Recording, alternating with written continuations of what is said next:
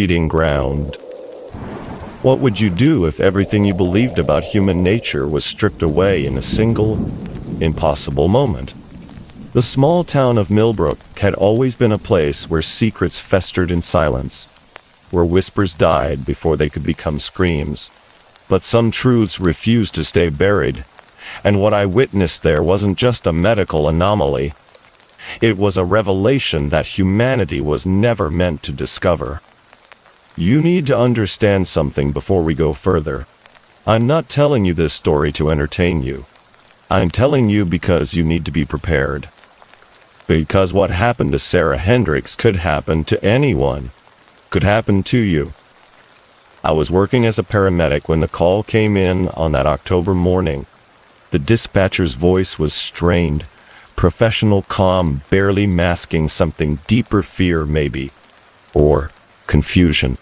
Possible obstetric emergency in Millbrook. Patient claims to have given birth to unusual specimens. Unusual specimens. Even now, those words make my skin crawl. The drive to Millbrook took 43 minutes through winding country roads lined with skeletal trees. My partner, Marcus, kept making jokes about small-town superstitions, but I could see his knuckles were white on the steering wheel. We'd both heard the rumors about Millbrook, about the unusually high rate of stillbirths, about children who were born different, about families who moved away in the dead of night without explanation. You've probably driven through towns like Millbrook yourself, places that feel wrong somehow, where the air is too thick and the silence too complete, where the locals watch strangers with eyes that hold secrets they'll never share. Sarah Hendricks lived in a small house on the outskirts of town, a ramshackle structure that seemed to sag under the weight of its own existence. The front yard was overgrown with weeds that grew in unnatural patterns, twisted and gnarled as if reaching away from the house itself. As we approached the front door, I noticed something that made my breath catch. The ground around the foundation was bare, completely devoid of vegetation, as if the earth itself had rejected whatever was taking root there. The woman who answered our knock was not what I expected. Sarah was young, maybe 25, with the kind of ethereal beauty that belonged in Renaissance paintings. But her eyes, Christ! Her eyes were ancient. They held a knowledge that no human being should possess, a depth that seemed to pull at something fundamental in my soul. "You came," she whispered, and her voice carried relief mixed with something else. Expectation, maybe. As if she had been waiting for us specifically. She led us inside, and immediately I felt it. A wrongness that permeated the very air. The house smelled of copper and ozone, like the moments before a lightning strike. The walls seemed to pulse with their own rhythm, and I swear I could hear something moving beneath the floorboards. "It happened this morning," Sarah said, leading us to a small bedroom at the back of the house. I wasn't pregnant. At least, I didn't think I was. But then the pain started, and then she gestured to a metal basin in the corner of the room. Marcus approached it first, his medical training overriding his obvious discomfort. I watched his face change as he looked inside, watched the color drain from his cheeks. "Jesus Christ," he whispered. I forced myself to look. Inside the basin were two things that defied everything I knew about biology, about the natural order of the world. They were small, perhaps 8 inches long, with translucent skin that revealed a network of dark veins beneath. But it was their movement that truly horrified me, a sinuous, purposeful writhing that spoke of intelligence, of awareness. They were alive.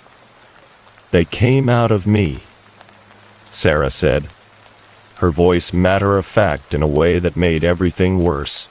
The first one appeared during labor. I caught it in the basin and covered it with a towel. But when I looked again an hour later, it had changed, grown larger, more defined. As if responding to her words, one of the creatures lifted what might have been its head and regarded us with eyes that were disturbingly human. I felt something shift inside my chest, a recognition that went deeper than conscious thought. The second one came later, Sarah continued. When I was in the bathroom, it fell into the drain before I could catch it. Marcus was taking notes, trying to maintain some semblance of medical protocol, but I could see the tremor in his hands. Mrs. Hendricks, we need to take you to hospital immediately. This could be a serious medical condition. It's not a medical condition, she interrupted. And for the first time, I heard something like pity in her voice. Pity for us. For our ignorance. She moved to the window and pulled back the curtain. Outside, I could see the entire town spread out below us, its neat rows of houses and carefully maintained streets. But as I looked closer, I began to notice things that shouldn't have been there. Shadows that moved independently of their sources, windows that reflected scenes from inside other houses, gardens where nothing grew except in perfect geometric patterns. Millbrook has always been special, Sarah said softly. We've been chosen, selected. The breeding has been going on for generations, but most people never see the truth. They convince themselves it's medical anomalies, genetic defects, anything but what it really is. The creatures in the basin had grown noticeably larger during our conversation. Their features were becoming more defined, more recognizably human in some ways, yet utterly alien in others. I watched in horrified fascination as one of them extended what looked like a miniature hand, its fingers too long, and jointed in ways that hurt to contemplate. What are they? I whispered. Sarah turned to face me, and I saw something terrible in her expression. Maternal love. She looked at these things with the same adoration as any mother might show her newborns. There are children, she said. The next step. The bridge between what we are and what we're becoming. Marcus had backed toward the door, his professional composure finally cracking. We need to leave. Now. But Sarah was blocking our path. And suddenly, she seemed less fragile, less human. There was a strength in her stance that spoke of something beyond normal physical capabilities. You can't leave, she said, and her voice had taken on a harmonious quality that made my bones vibrate. Not yet. You haven't seen the whole truth. She led us deeper into the house, to a basement I hadn't noticed before. The stairs creaked under our weight, each step taking us further from the rational world we thought we understood. The basement was larger than it should have been, stretching far beyond the foundation of the house above. And it wasn't empty. The walls were lined with incubators, dozens of them, each containing shapes that moved and writhed in their amniotic dreams. Some were clearly early stage, mere clusters of cells that pulsed with their own light. Others were nearly fully formed, recognizably humanoid, but wrong in ways that made my mind rebel against accepting what I was seeing. This is where it really happens, Sarah explained, moving between the incubators with practiced ease. The surface births, like what you saw upstairs, are just the beginning. The overflow, the real work, happens here. At the far end of the basement, there was something that made me understand, finally, what we were really dealing with. It was a pool of dark liquid that seemed to absorb light rather than reflect it. The surface moved with its own tides, and I could see shapes moving beneath. Large shapes, intelligent shapes. They're not from here, Sarah continued, her voice now carrying multiple harmonics that shouldn't have been possible for a human throat. But they're not exactly alien either. They're what we become when we stop limiting ourselves to this single form, this single existence. One of the shapes in the pool broke the surface, and I got a clear look at what humanity was evolving into. It was beautiful in the way that natural disasters are beautiful, terrible, and magnificent, and completely beyond human comprehension. It regarded us with eyes that held the accumulated wisdom of eons, and I felt my sanity begin to fray at the edges. The women of Millbrook have been selected for generations, Sarah explained. Our genetics, our spiritual openness, our capacity for change, we carry them, birth them, nurture them, and in return we become something more than human. I watched in growing horror as Marcus walked toward the pool, his movements no longer entirely his own. His face wore an expression of rapturous understanding, and I realized that whatever was in that water was calling to something deep in his DNA, something that predated human consciousness. You feel it too, don't you? Sarah asked me.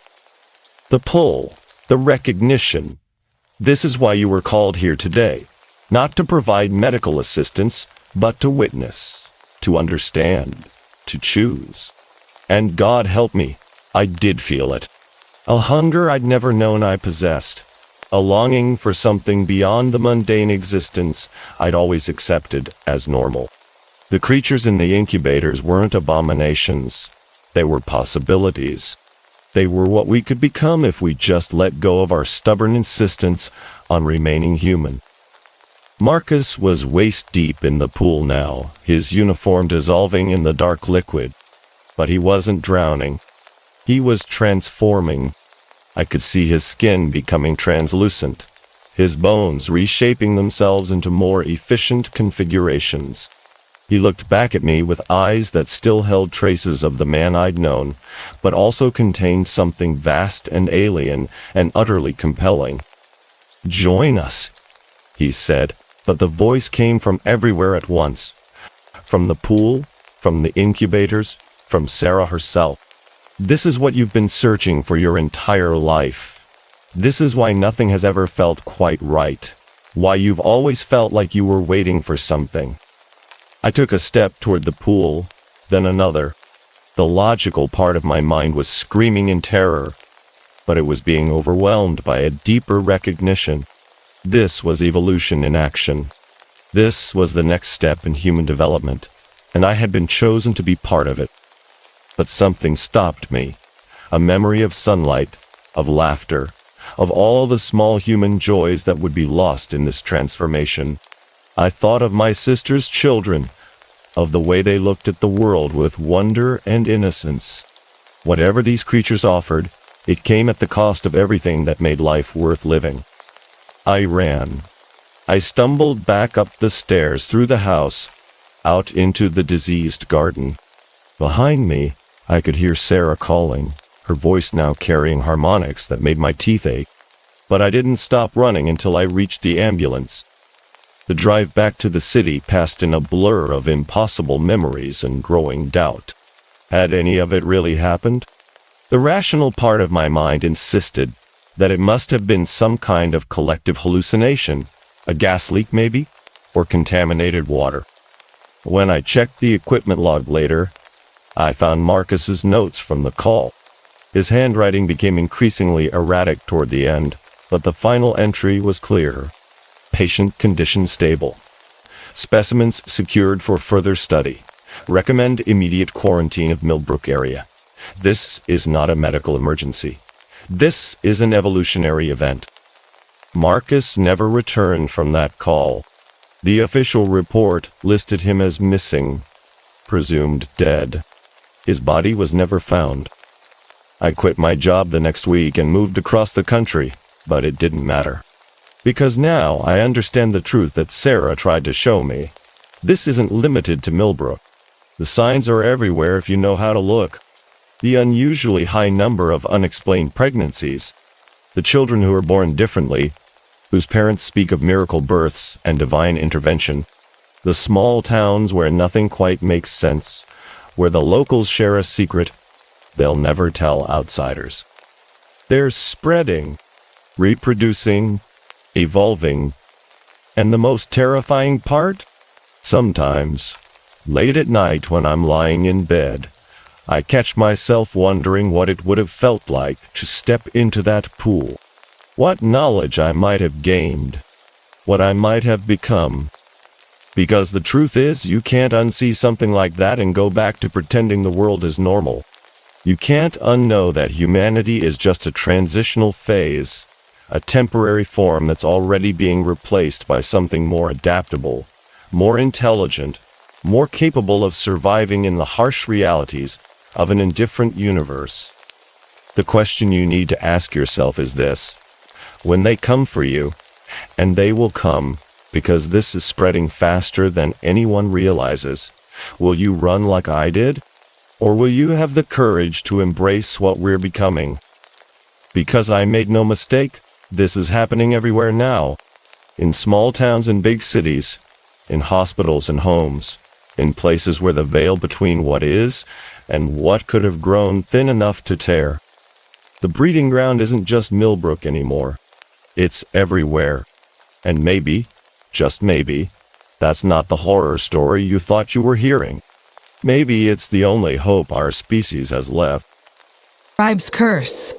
The fluorescent lights in the Grey Haven Public Library flickered like a bad omen, casting jittery shadows across the stacks. It was 1:32 a.m., my second week as the overnight librarian, and the silence was heavier than the books around me. I'm Avery Quinn, 25, and I'd taken this job to escape the mess I'd made back home. A fight with my sister, Lily, where I'd screamed. I wished she'd disappear. The word still burned, a knot of guilt in my chest. Grey Haven, a foggy coastal town in Maine, was supposed to be my fresh start. But the library felt like a tomb, its air thick with dust and something sharper, like old ink gone sour. The job was straightforward: restock returns, log late-night checkouts for insomniac grad students, and keep the place from falling apart. Most nights, it was just me and the creak of the old wooden floors. My only friend here was Jamie, the night clerk at the motel across the street, who'd drop by with coffee and creepy stories about the town. Tonight, she was late, leaving me alone with the hum of the lights and the faint rustle of pages like the books were breathing.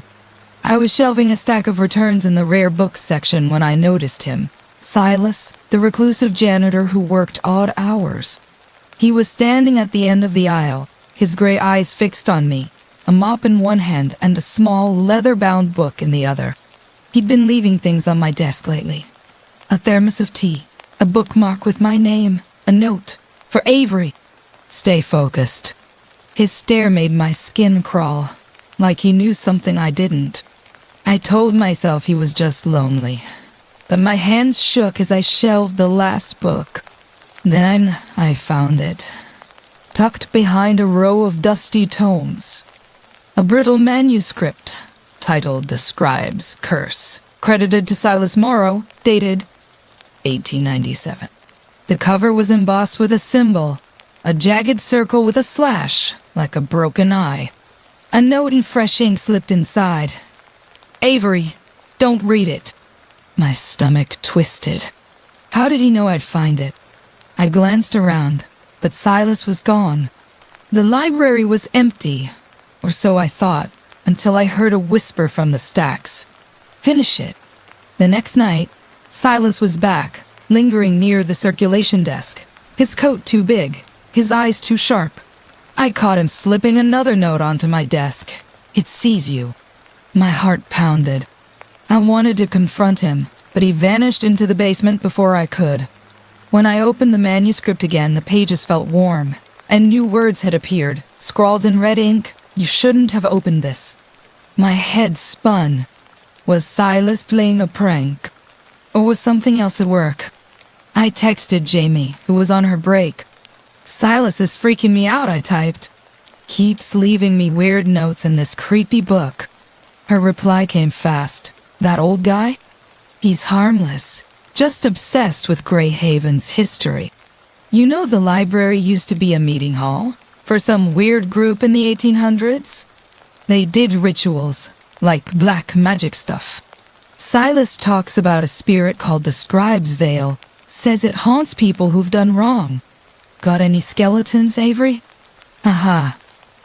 I texted back, but my chest tightened. I hadn't told Jamie about Lily, how I'd blame her for our mom's depression, how I'd cut her off, or how I'd started hearing things, my name, whispered in the hum of the lights, or a faint scratching like a quill on paper. I told myself it was the graveyard shift, the isolation messing with my head. But the manuscript was real, its pages heavy with secrets. A week later, the town was on edge. A grad student, Mia, had gone missing after studying late at the library. Sheriff Vega stopped by, asking if I'd seen her. She'd been researching local history, digging into old records. Search and rescue teams were scouring the cliffs near the library, and they needed volunteers. I signed up, hoping to shake the growing dread.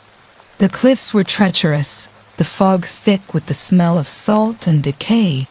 We found nothing but a torn notebook, its pages marked with that broken-eyed symbol. Back at the library, Jamie whispered over coffee. Mia was reading about the veil. They say it's tied to a curse from the 1800s.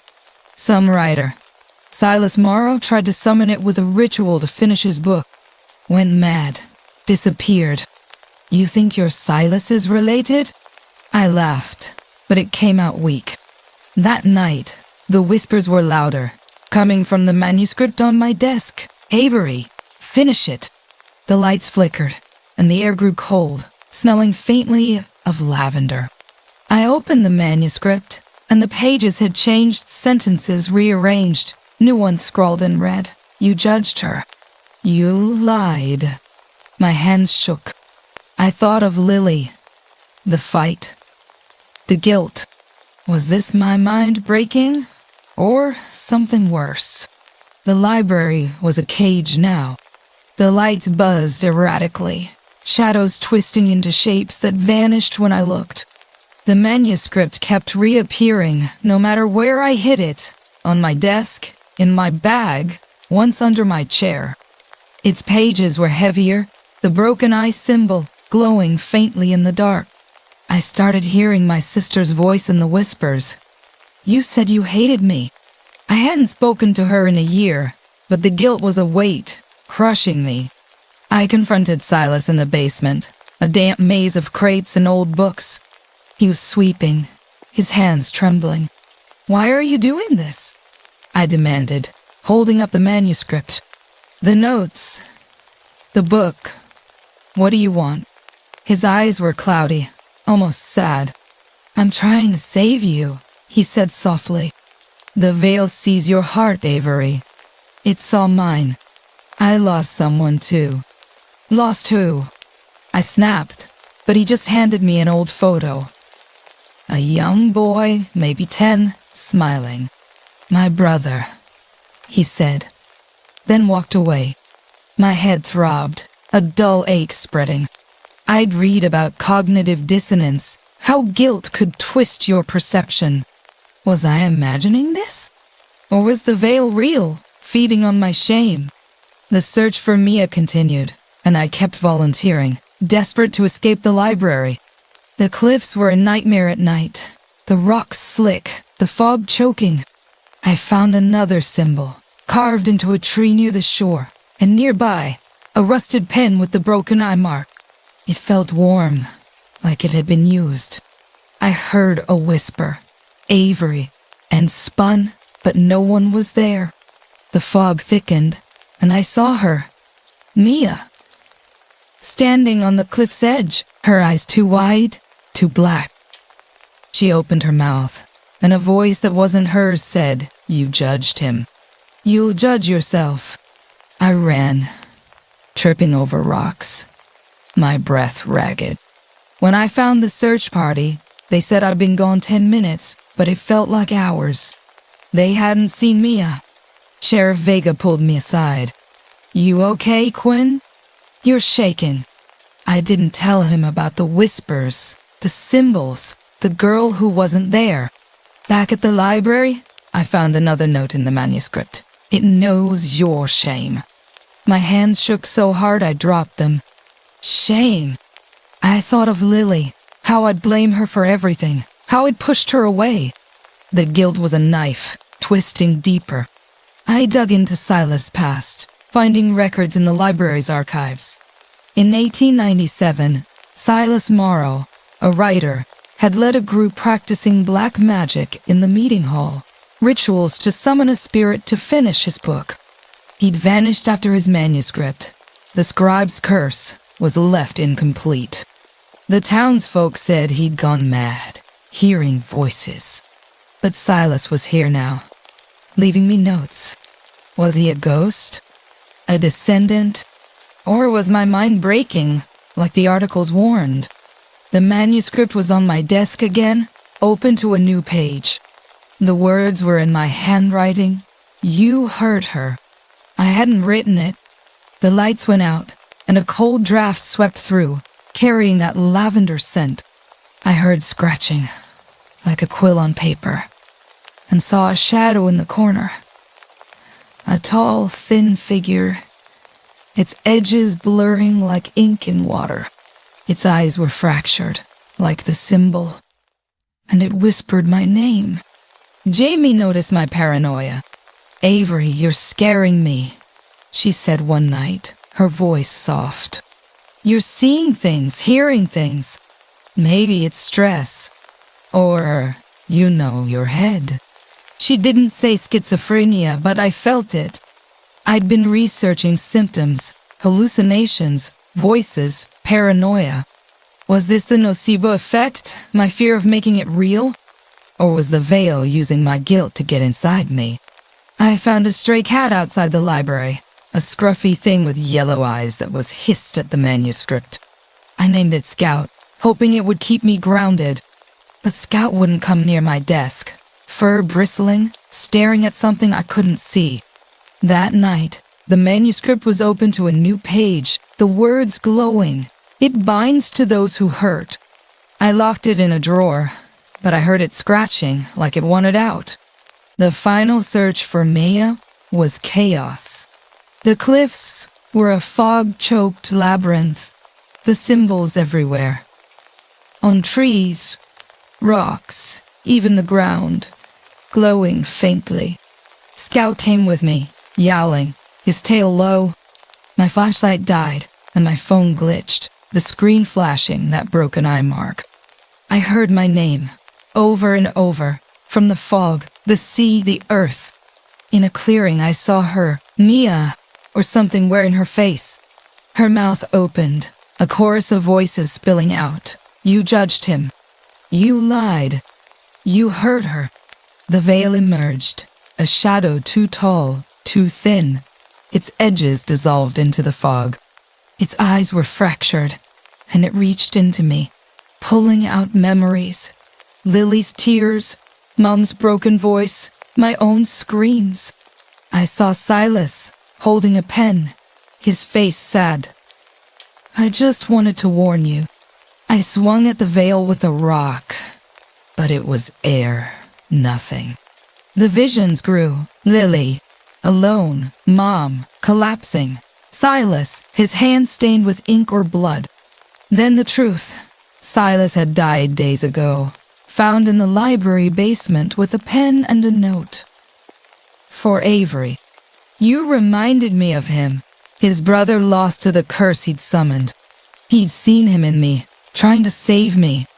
I stumbled off the cliffs at dawn, Scout beside me, the search party finding me shaking, babbling about symbols and shadows. They said Mia was still missing.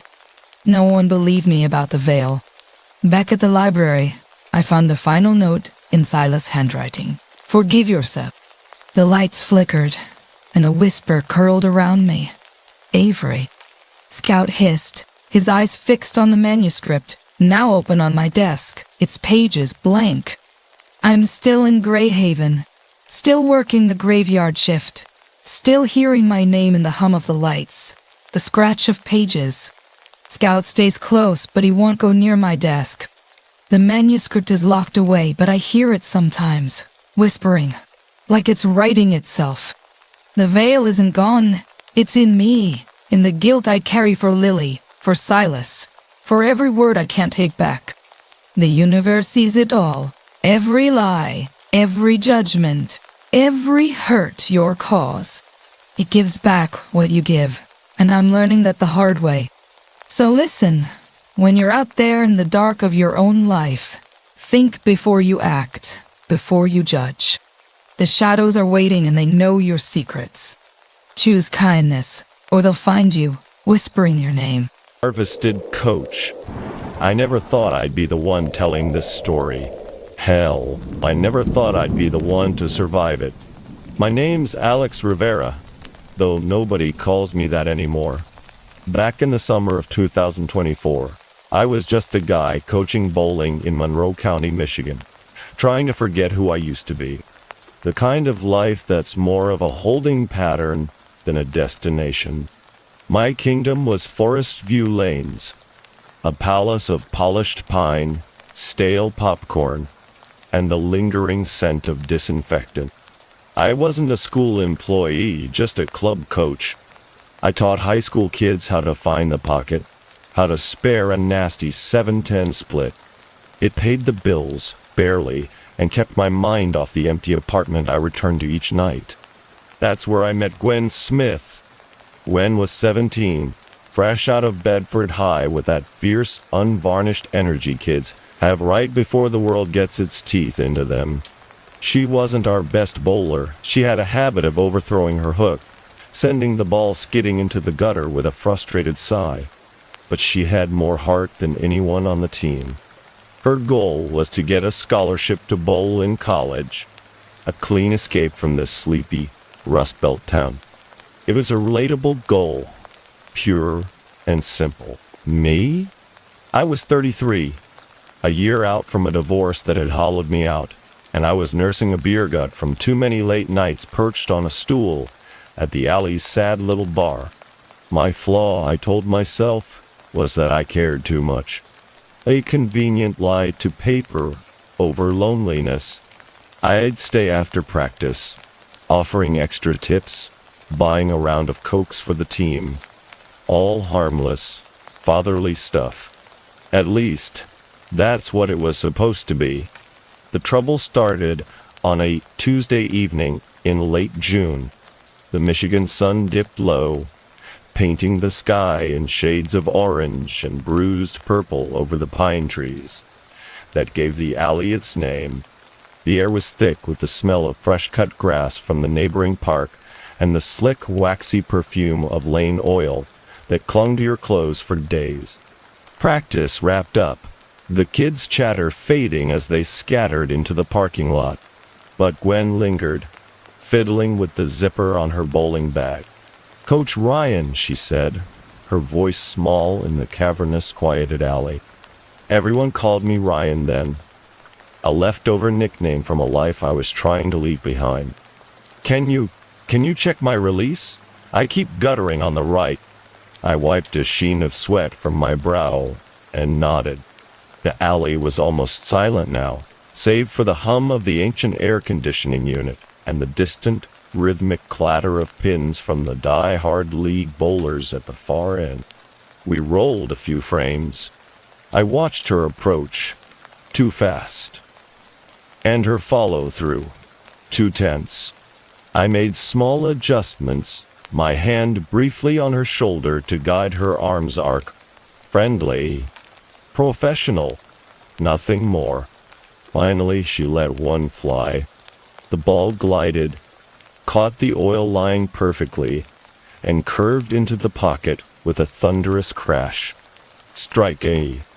Her laugh echoed in the empty space. A pure, happy sound. "See? You're getting it," I said, clapping her on the back.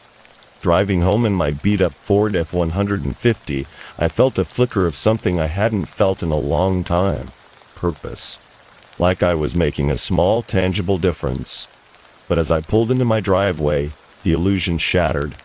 The porch light, its bulb replaced just last week, flickered violently before dying completely. "Old wiring," I muttered, unlocking the door to the stuffy, humid air of my apartment. Michigan in summer feels like breathing through a wet sponge. I cracked a beer, the condensation cold against my palm, and mindlessly scrolled through my phone. A text message lit up the screen. Gwen. Thanks again for the help. Innocent, I typed back. No problem. Keep practicing. And thought nothing more of it. But the small things started piling up, like loose change in a jar. At the next practice, on Thursday, Gwen showed up early. We sat in the scuffed plastic chairs, the smell of shoe spraying heavy in the air. She started talking about her graduation party, her plans for the summer. Then her tone shifted. She mentioned her stepdad's place. A big house out in the woods, but lonely since her mom passed away 2 years prior. He's okay, I guess, she said, twisting the lace of her bowling shoe around her finger. But he works nights at the plant, leaves me alone a lot. There was an edge to her voice, a faint tremor that suggested a deeper story. I should have asked. I should have pried. But that was flaw number 2. I avoided the deep stuff. It was easier to talk about hook potential than heartache. After everyone else had gone that night, I was the last one there, mopping up a spilled soda near lane 12. The fluorescent lights buzzed overhead, casting a sterile greenish glow on the deserted lanes. As I walked towards the main doors to lock up, I heard it. A whisper, faint as wind through a keyhole. Ryan. I spun around, my heart kicking against my ribs. The alley was a tomb of shadows and silence. Hello, I called out, my voice sounding thin and foolish. Nothing. Just the hum of the coolers. It had to be exhaustion, my mind playing tricks after a long day of noise and focus. Friday night, sleep refused to come. I tossed in my tangled sheets, the ceiling fan whirring like a struggling engine. My dreams were a fractured mess. Gwen's smiling face, the pins exploding, then her expression twisting into one of stark, silent pain. I woke up drenched in sweat, my throat as dry as sand. I glanced at my phone. 3:17 a.m. One missed call from an unknown number. No voicemail. Spam, probably. I told myself it was spam.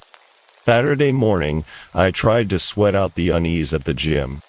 My relatable goal was to drop 20 pounds before the fall league started. Pumping iron, the familiar clank and groan of the weights usually grounded me. But when I caught my reflection in the vast mirror, I looked wrong. My eyes were shadowed, haunted, as if I hadn't slept in a week. I looked gaunt, a stranger wearing my face. On the way to the alley for the weekend youth league, my phone buzzed. It was Gwen. Gwen. Hey, can we talk? Something weird happened. My gut tightened. Sure, I texted back. After practice? But she never showed up.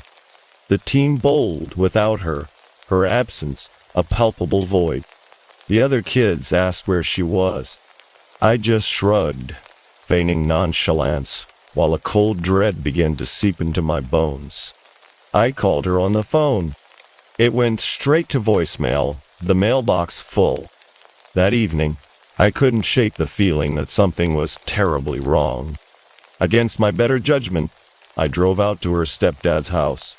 I'd dropped her off once before after her car broke down, so I knew the route.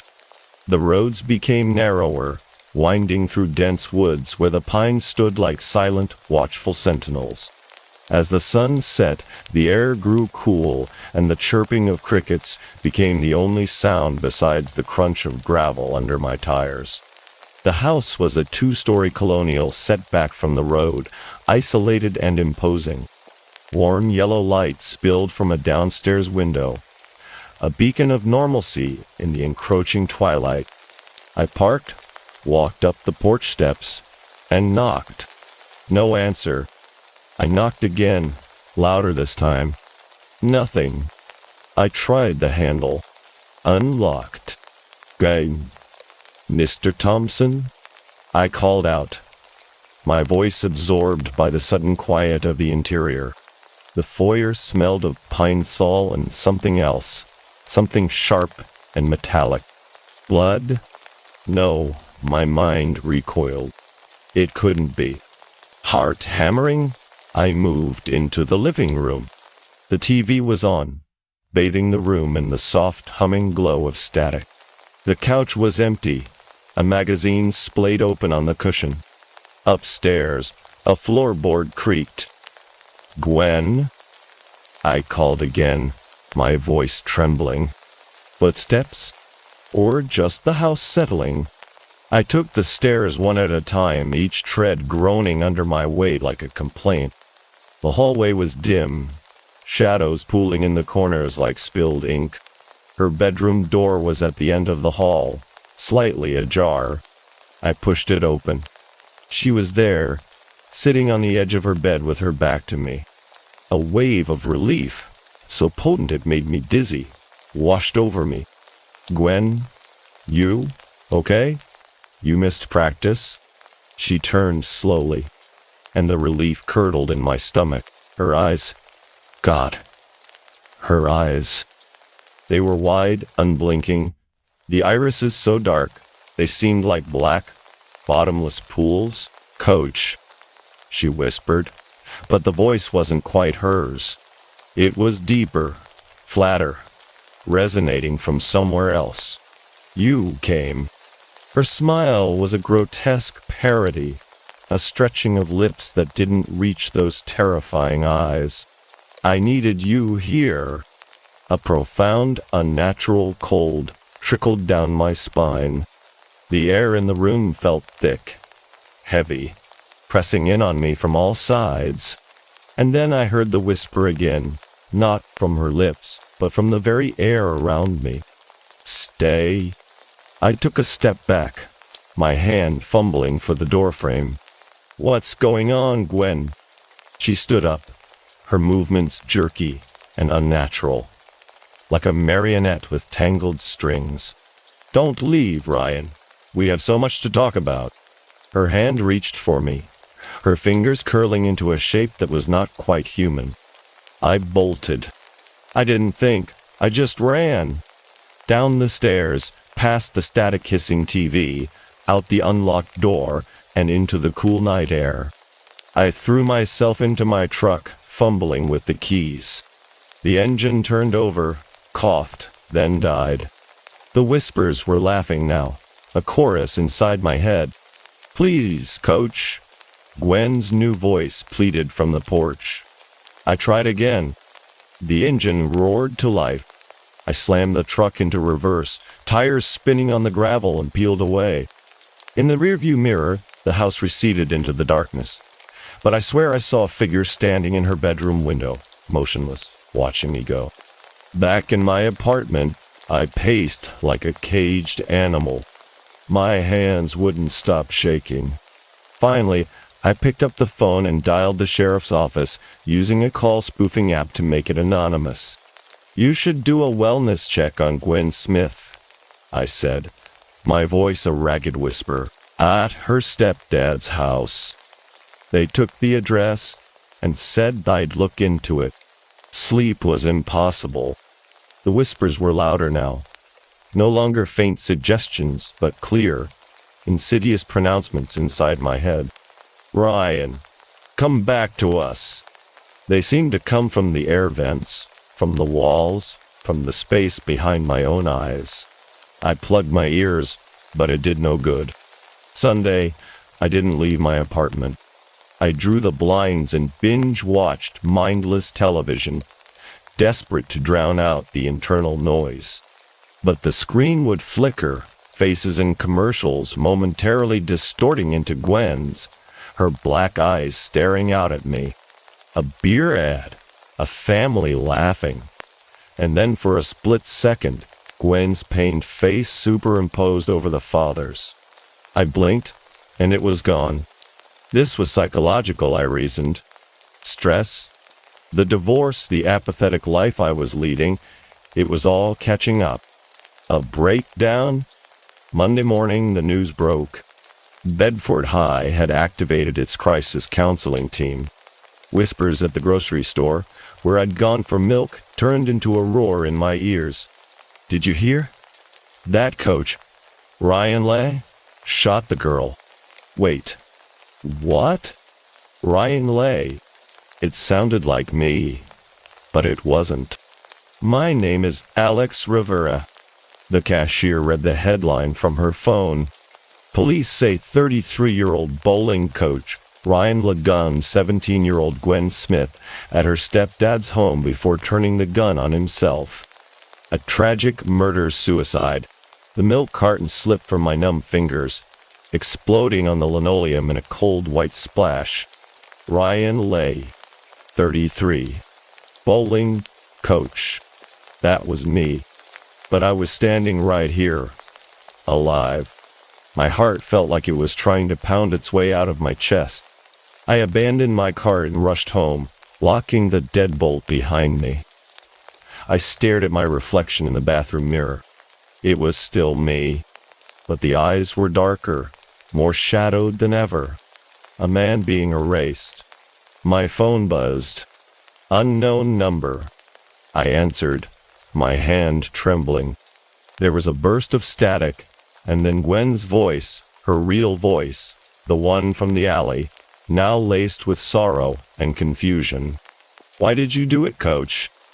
Panic gave way to a chilling, disorienting terror. My reality began to fray at the edges. Shadows in the corners of my vision seemed to move when I wasn't looking directly at them. The whispers became more personal, naming my secret shames, the real reason my wife left, my late-night drinking binges, the deep-seated fear that I was a failure. My relatable flaws, now twisted into weapons against me. On Tuesday, the sheriff held a press conference. I watched it on the local news, transfixed. The suspect, Ryan Lee, was not a school employee but a volunteer club coach. The sheriff said, his face grim. His photograph is available in the 2024 Bedford High yearbook. My photo? I owned a copy. I'd bought one because the team was so proud. I pulled it from a dusty shelf and flipped it to the club photo section. There we were, the bowling team, me in the back row, smiling beside the kids. But my face, it was blurred, smeared as if someone had run a wet thumb over the fresh ink. An anonymous space where a man used to be. I drove to the alley. Closed until further notice. Sign was taped to the glass door. My boss, a gruff man named Sal, was inside sorting inventory. He saw me through the glass and came to the door, his face a mask of pity and confusion. "Ryan," he said, not unlocking the door. "What are you doing here?" I thought. "Sal, what's going on? Let me in." "You quit, man. Last week. Sent me an email, said you were done with everything." "I didn't quit, Sal. I never sent you an email." He just shook his head slowly, backing away from the door. "I'm sorry for that girl, Ryan. I really am, but you should go." That night, I was drawn back to the house, a moth to a flame that had already consumed another version of me. The woods were darker, the branches like claws scraping at a starless sky. The front door swung open on a single, groaning hinge before I even touched it. The smell hit me first. The metallic tang of blood, thick and coppery, so strong it choked me. The walls of the foyer were smeared with it. This wasn't a hallucination. This was real. I forced myself up the stairs, my feet sticking to the wood. I had to see. Her room was a slaughterhouse. Gwen's body lay on the floor, riddled with wounds, and slumped against the far wall, a handgun loose in his lifeless fingers, was me. My face, my clothes, my thinning hair, my corpse, As I stood there, paralyzed by a horror that had no name, the corpse me stirred. Its head lolled to the side. Its eyes, my eyes, opened. They were the same black pools I had seen in Gwen. "Join us," it rasped, its voice a dry, dead rustle. Short, sharp, run. The words weren't thought, but an instinct. I turned and fled, feet pounding down the stairs, the door slamming shut behind me with a deafening boom. My truck, my beautiful, reliable truck, wouldn't start. The whispers were cackling, a symphony of malice. "Nowhere to go, Ryan Alex." I slammed my fist on the dashboard, twisted the key again, and the engine roared to life with a defiant scream. I sped away, not looking back. Was it all psychological? A complete psychotic break is born from guilt. But guilt over what? I never laid a hand on her, never had an inappropriate thought. But the news had reported unclear motives, citing a string of communications in the days leading up to the tragedy. My texts. My harmless texts. Or was it something else? A supernatural bleed-through. The ghosts of a tragedy that happened in another timeline, somehow crossing over into mine. The days that followed were a blur of cheap motels and constant, gnawing fear. The whispers followed me. I saw Gwen's pleading face in bathroom mirrors. I saw my double, the killer Ryan Lay, standing on street corners, watching me with dead eyes. I was becoming a ghost in my own life, my identity stripped away and replaced by a murderer's. I knew I couldn't run forever. One night, I drove back to the house in the woods. This time, I didn't run. I walked inside, ready to confront whatever this was. The house was no longer a crime scene, but a vortex. Shadows swirled in the air, coalescing into faces. Gwen's mine, and dozens of others I didn't recognize, all with the same hollow black eyes. We harvest regrets. They hummed in unison, the sound vibrating in my bones. We feed on flaws. The coach who cared too much. The girl who was too lonely. We find the cracks in your soul and build a new story there. A better story for us. They swirled around me, cold tendrils of smoke and sorrow pulling me in. I felt my will, my memories, my very name being stripped away. I fought. I screamed my real name, Alex Rivera, into the vortex. I focused on the truth. I was a divorced, slightly overweight man who liked bowling. It was a pathetic defense, but it was mine. I don't know if I escaped. I woke up in my own bed, the sun streaming through my blinds. The TV was on, the local news anchor talking about the weather.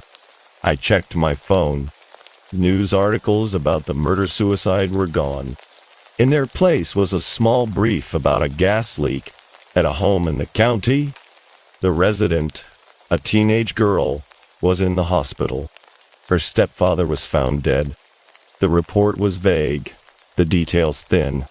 Am I Alex Rivera, the survivor of a psychological nightmare? Or am I the ghost of Ryan Lay, clinging to a life that was harvested from me? I don't know. I see my reflection, but the eyes aren't always my own. The whispers are quieter now, but they're never truly gone. They're just waiting. So be careful. Beware of the quiet corners of your own heart, the small, relatable flaws you nurse in private. They are the whispers that truth ignores. And one day, they might just invite something in to pull the trigger for you. Meant never again. The first flicker of unease came in a simple direct message. Sarah, a social media manager navigating the vibrant but often impersonal digital landscape of downtown Portland, was accustomed to daily collaboration requests. This one, from a supposed tech entrepreneur named Marcus Chen, seemed no different. His profiles showcased expensive cars and captions about building empires, and his message was professional and direct. He wanted to discuss a new app he was launching and asked me to meet for coffee.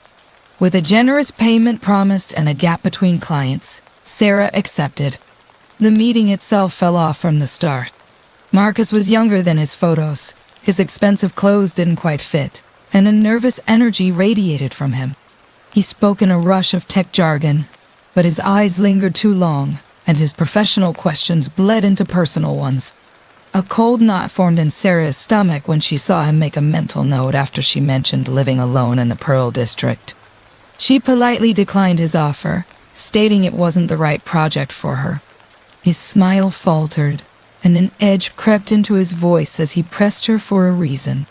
Sarah stood up and ended the meeting. It should have been the end of it. The persistent, almost pleading messages began the very next day. They weren't threatening, which would have been easier to handle. Instead, they were filled with promises of benefit and apologies for coming on a little strong. Sarah ignored them and blocked his main account. But Marcus was resourceful. New accounts appeared daily, each with a slight variation of his name, and each message grew more desperate. The final one, "Why won't you even talk to me?" "I'm a good guy," made Sarah's skin crawl. She reported every account, but they kept coming, moving from Instagram to her LinkedIn, Twitter, and even her professional Facebook page. Her roommate, Emma, noticed Sarah's growing jumpiness. When Emma scrolled through the messages, her face darkened, and she urged Sarah to go to the police. Sarah was hesitant, thinking a complaint about someone asking me to work with them wouldn't be taken seriously. But she knew the tone was shifting. The messages were becoming longer and more personal, commenting on her clothes and mentioning specific details about places she'd been. A message stating he saw her at Powell's Books in a blue jacket, a detail she hadn't posted about, sealed her terror. He was watching her. The first package, a small box with no return address, appeared on her doorstep. Inside was an expensive necklace and a note that read, "Saw this and thought of you. Your taste seems more sophisticated than most girls your age. M." Sarah called the police, but Officer Martinez was sympathetic yet realistic. Without direct threats, a break-in or proof beyond the bookstore incident, their hands were tied. The officer advised her to document everything and call back if it escalated. It escalated that very night. Dozens of missed calls from unknown numbers jolted Sarah awake at 3 a.m. The voice on the other end was Marcus's, slurred with drink and desperation. When Sarah called his behavior harassment, his bitter laugh echoed through the phone. He claimed he was helping her career, offering opportunities others would kill for. The moment Sarah said no, the line went quiet. His voice changed, becoming cold and calculating.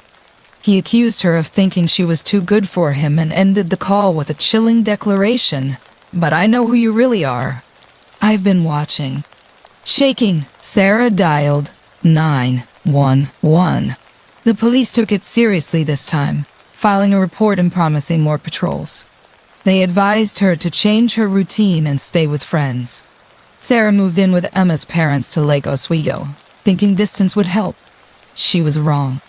3 days later, photos arrived via email. Pictures of Sarah taken from across the street, through coffee shop windows, and even one from the fire escape outside her old apartment. The subject line was a terrifying finality. "You can run, but you can't hide from what we could have had."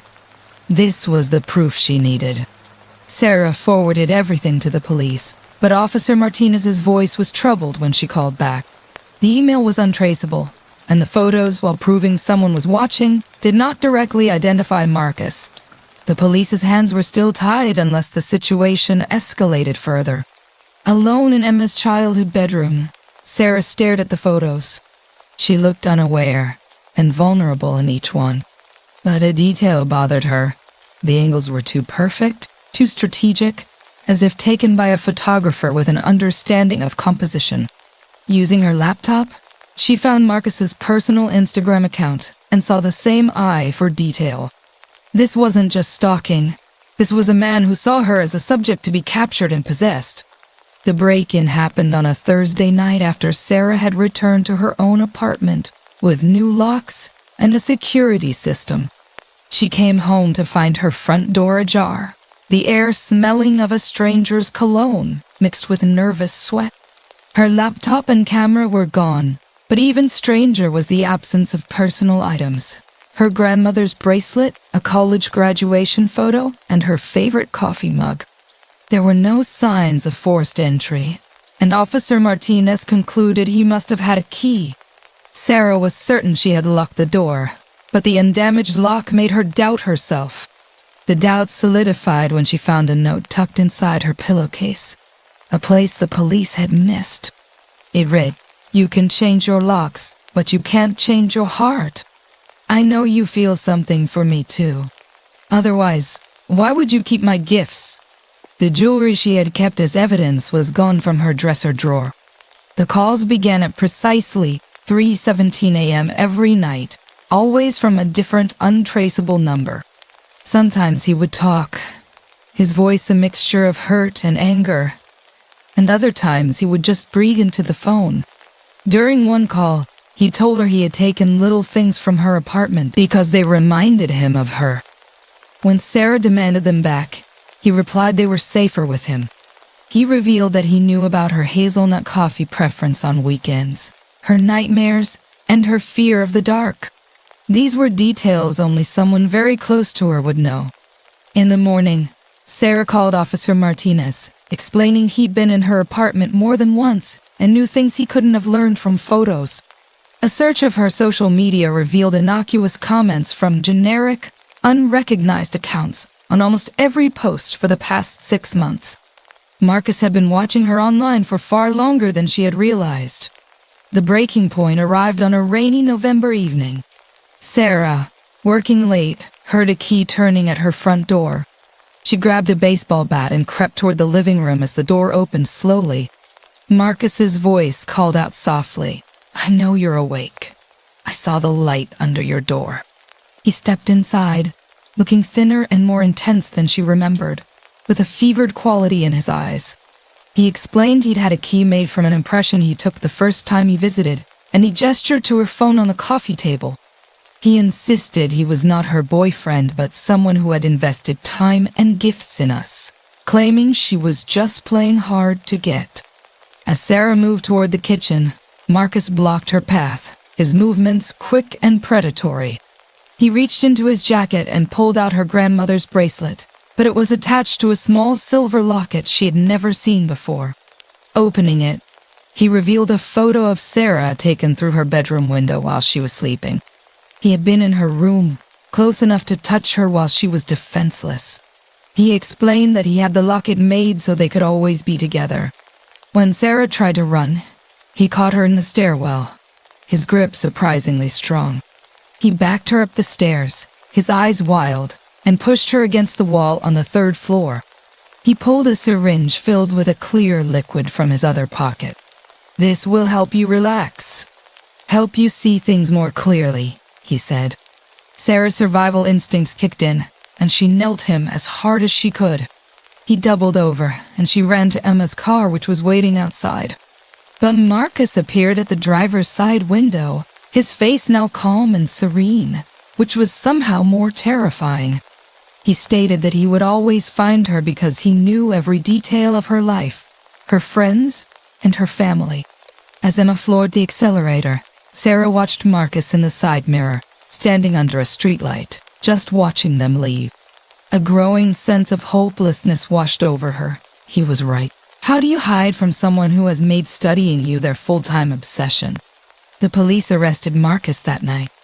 The syringe he was carrying contained a sedative strong enough to render her unconscious. In his apartment, they found a shrine dedicated to her, with photos from her social media going back to years. He had created a timeline for her life, mapping her routines and relationships. But the most disturbing discovery was dozens of journals filled with his obsessive observations, documenting her life as if it were a scientific experiment.